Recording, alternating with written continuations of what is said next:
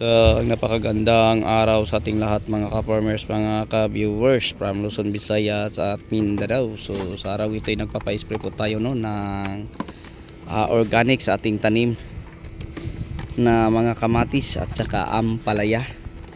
So, yun po ang sinasabi ko sa inyo mga ka-farmers na ang mga synthetic na insecticide at saka fungicide pati sa foliar, ginagamit lang po natin kung kinakailangan. So pag hindi mga ka-farmers, ayan, organic, safe and effective. Safe sa magamit, safe din sa consumer, lalo na pag may bunga. So ang ating ano ay wala pang bunga, no? Ang ating pinapa-sprayhan.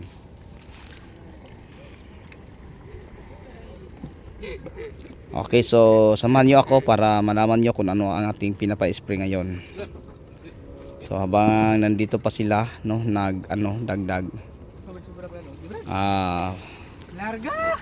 Hindi pa natin papakita. So ulitin ko, organic ang ating pinapa-spray mga farmers. Bisag 16 liter at basa purol. Taman diri iba yan.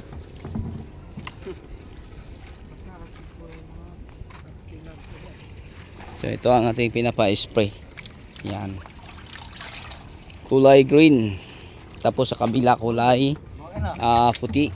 So ang green mga ka-farmers, yun po ay dinso. Ang ating kuan ito po ay pakernin. So pakihawak Brad sa dalawa Brad. Ikaw ang model natin. Okay, ato bang ang pangalan? Yan po mga ka-farmers, so ang ating pinapa-spray. So organic po sila, no, walang problema. Okay.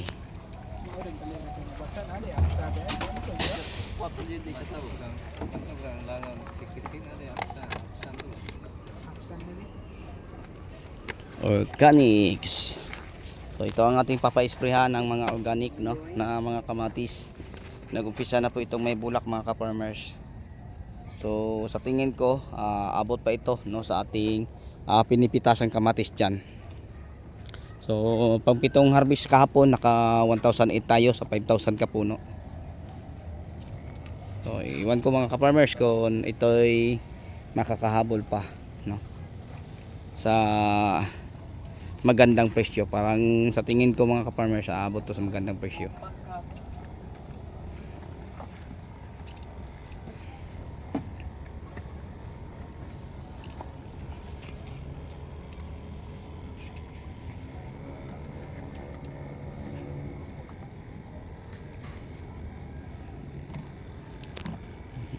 So yan ang ating pinapa-sprayhan. So ang talong mga ka-farmers na pinapa-sprayhan natin ng organic insecticide ay ang talong nating nilaraton, kasi nagumpisa na po siyang may bunga. Tapos ang ating kamatis naman at saka ampalaya na bagong tanim, ang pinapa-spray po natin ay denso, dahil nagumpisa na po itong may mga bulaklak, kaya ating pinapa-sprayhan po ng denso. Organic din po mga ka-farmers. So tapos na po ito natin napalagyan ng ipot ng manok na yan, no. Mga ipot po ng manok, yung mga pinapasako natin, no, sa nakaraang araw, yung pinapakita natin sa ating ibang content. Yan ang ating insecticide na organic, yung pakernin, yun po. Tapos yung sablo, ang kulay, yun po ang ating organic na foliar. Ito ay organic insecticide. So yun po ang ating pinapa-spray. So yun po ang sprayhan nila ngayon. So tapos na po ito mga ka-farmers, no, mga ka-viewers ko, na nalagyan po nila ng ipot ng manok. Ito, tapos na po. Yan ang ating mga kadalasang foliar natin ginagamit din, Green Acres. Marami na tayong naubos dyan mga ka-farmers, mga 200 gallon. So may coming tayo sa susunod na linggo, no, na Green Acres yung in-order natin, kasi maganda po siyang pang maintenance ang Green Acres sa ating mga pananim. So napakainit mga ka-farmers, kasi ay lumubog na si Haring Araw. Kita pa din natin ang silahis na din Hmm.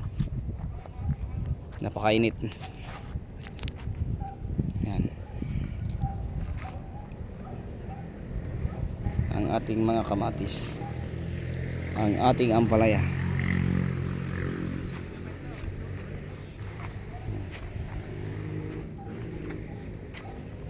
So ang ating kamatis na ating pinapapitasan mga ka-farmers, yun po. Nakakuha pa tayo kahapon ng 1,008 kilos. Sa susunod ganun pa din mga ka-farmers, napakadami pa din bunga. So ang variety ng ating kamatis, ito po ay ang Diamante Max Nipuan ng Swiss. So yun po mga ka-farmers. So ipapasilip po sa inyo, puntahan po sa gitna. So yan na po, nandito na po tayo. So marami pa po itong bunga, hindi lang natin nakikita.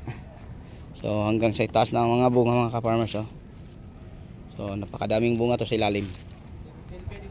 Dahil sa kapalan po ng dahon, hindi natin makikita.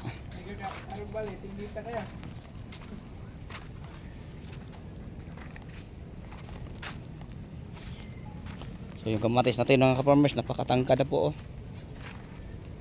Kung natin tingnan, nagpastao na. Tapos ang mga bunga marami, oh. Itong basis pa po ito na pipitasan. So ito, paanuhan natin to sa susunod, no?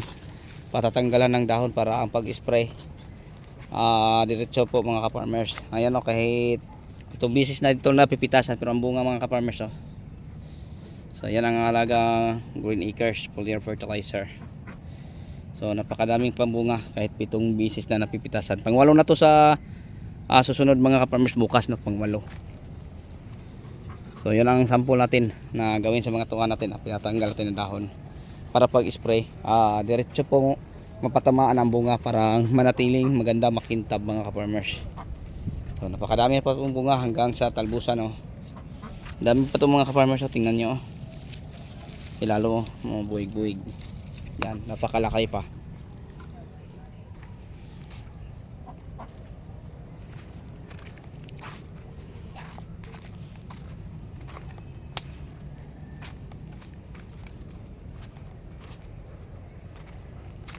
So ang ating ampalaya mga ka-farmers, malapit na ang mamatay. Ayan po dyan sa likuran.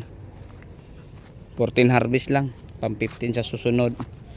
So pawala na siya. Pero ang ating kamatis mga ka-farmers, kahit pitong bisis na ito napipitasan, napakadami pa ding bunga.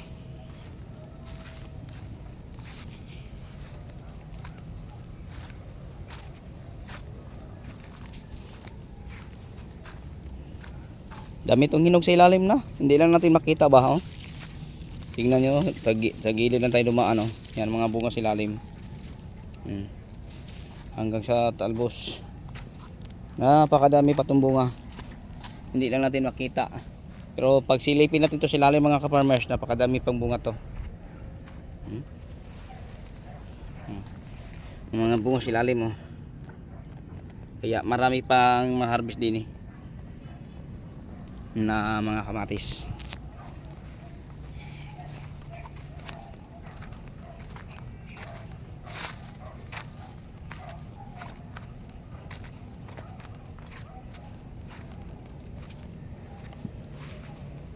Tapos ang ating talong, napakadami ng bunga mga ka-farmers. Yo, alam nyo, hindi po ito napipitasan kahapon, so bukas na. Kasi talong lang at saka ampalaya ang napitas mga ka-farmers. Ito ang ating ampalaya kahapon. So marami na itong bunga mga ka-farmers, ang ating talong. O ganyan kadami. Pero hindi namin nakayanan ang pag-harvest kahapon. Kaya kamatis lang at saka ampalaya ang na-harvest. Okay, so sa inyong lahat, hanggang dito na lang po siguro tayo. Maraming salamat po. Bye-bye and God bless.